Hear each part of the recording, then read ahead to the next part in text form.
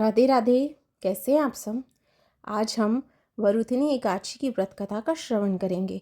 श्री नारायण भगवान की जय, लक्ष्मी मैया की जय। धर्मराज युधिष्ठिर बोले, हे भगवान, मैं आपको नमस्कार करता हूँ।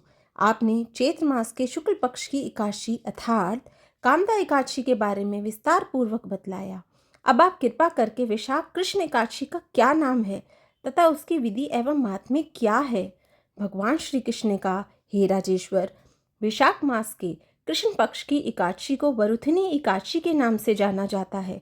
ये सौभाग्य देने वाली, सब पापों को नष्ट करने वाली तथा अंत में मोक्ष देने वाली है। इसके महात्म्य की कथा आपसे कहता हूँ।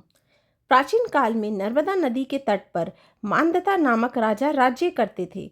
वे अत्यंत दानशील तथा तपस्वी थे। एक दिन जब वे जंगल में तपस्या कर रहे थे, तभी ना जाने कहां से एक जंगली भालू आया और राजा का पैर चबाने लगा।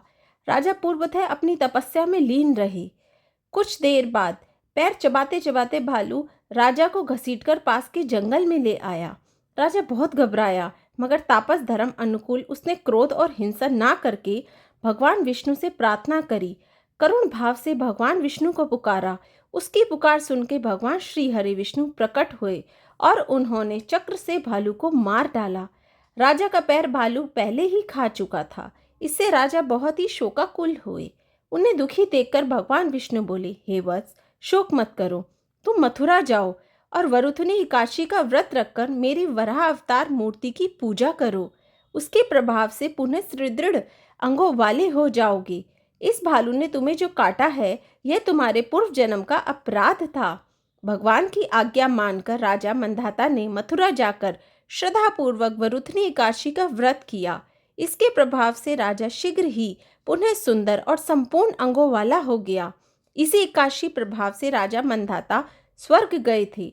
जो भी व्यक्ति भय से पीड़ित है, उसे वरुथिनी एकादशी का व्रत रखकर भगवान विष्णु का स्मरण करना चाहिए। इस व्रत को करने से समस्त पापों का नाश होकर मोक्ष मिलता है। वरुथिनी एकादशी की व्रत कथा समाप्त हुई। एकादशी व्रत की पूजा विधि इस प्रकार है कि सुबह स्नान कर मंदिर की सफाई करें, भगवान विष्णु का जल से अभिषेक करें, पंचामृत और गंगा जल से श्री हरि को स्नान कराएं, भगवान को पीला चंदन और पीले पुष्प अर्पित करें, घी का दीपक जलाएं और व्रत का संकल्प लें। वरुथिनी एकादशी व्रत कथा का पाठ करें। ओम नमो नारायणाय नमः और ओम नमो भगवते वासुदेवाय नमः का जाप करें। श्री हरि और लक्ष्मी जी की आरती करें। भगवान को तुलसी दल सहित केले, गुड़, चने की दाल, किशमिश, केसर की खीर, पंचामृत और फल मेवा का भोग लगाएं। विष्णु सहस्त्र नाम, विष्णु स्तोत्र या गीता का पाठ करें और अंत में आरती करें। अंत में भगवान से क्षमा याचना करें। एकादशी व्रत के कुछ नियम हैं कि व्रत रखने वाले को दिन भर बिना पानी पिए निर्जल या फलाहार रहकर भगवान विष्णु का स्मरण करना चाहिए। इस दिन व्रती को झूठ, क्रोध, तामसिक भोजन, नींद आदि से बचना चाहिए। रात को भगवान विष्णु का जागरण करना चाहिए या भजन कीर्तन करना चाहिए। व्रत रखने वालों के लिए अगला दिन यानी 25 अप्रैल का पारण का मुहूर्त 5:46 से 8:23 तक का है। इस दिन द्वादशी तिथि सुबह 11:44 बजे समाप्त हो जाएगी, इसलिए पारण उससे पहले कर लेना श्रेष्ठ माना गया है। एकादशी व्रत करने के बाद अगले दिन द्वादशी को ब्राह्मण या जरूरतमंदों को दान दक्षिणा दें, उन्हें भोजन खिलाएं और अपने व्रत को खोलें। राधे राधे।